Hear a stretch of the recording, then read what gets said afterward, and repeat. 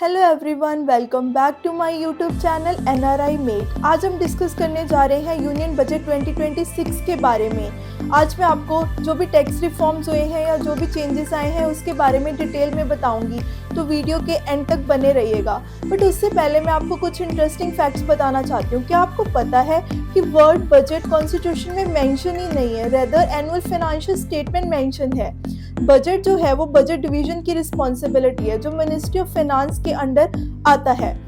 इसके अलावा पहली बार ऐसा हुआ है कि संडे वाले दिन बजट प्रेजेंट किया गया है।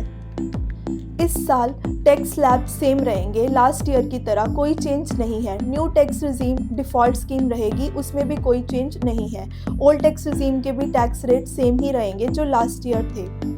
इसके अलावा जो स्टैंडर्ड डिडक्शन आपको अवेलेबल थी एंड रिबेट, वो भी सिमिलरली इस साल भी अवेलेबल रहेगी। रिबेट जो है वो सिर्फ रेजिडेंट को अवेलेबल होगी, नॉन रेजिडेंट को अवेलेबल नहीं है। इनकम टैक्स एक्ट 2025 रिप्लेस कर देगा इनकम टैक्स एक्ट 1961 को। ये एक सिंपलर रीस्ट्रक्चर लॉ लेके आया गया है जिसमें सिंपल लैंग्वेज से एक्सप्लेन किया गया है, जो कि एप्लीकेबल होगा विद इफेक्ट फ्रॉम 1 अप्रैल 2026 से। कैपिटल गेन टैक्स की बात करें तो वो भी सेम ही रहेगा, उसमें भी कोई चेंज नहीं है।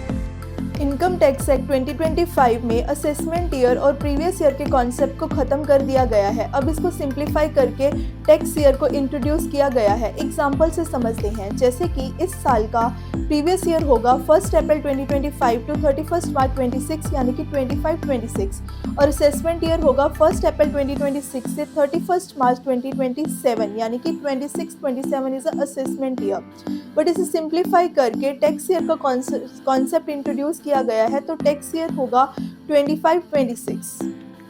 इनकम टैक्स रिटर्न फाइलिंग की ड्यू डेट में कुछ चेंजेस करे गए हैं।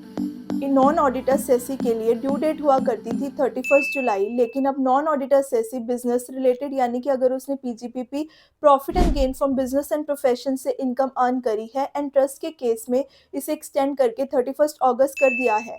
आईटीआर 1 एंड आईटीआर 2 के लिए अभी भी नॉन ऑडिट पर्पस के लिए ड्यू डेट है 31 जुलाई। रिवाइज रिटर्न की बात करें तो उसके लिए ड्यू डेट हुआ करती थी 31 दिसंबर, जिसे एक्सटेंड करके 31 मार्च कर दिया गया है।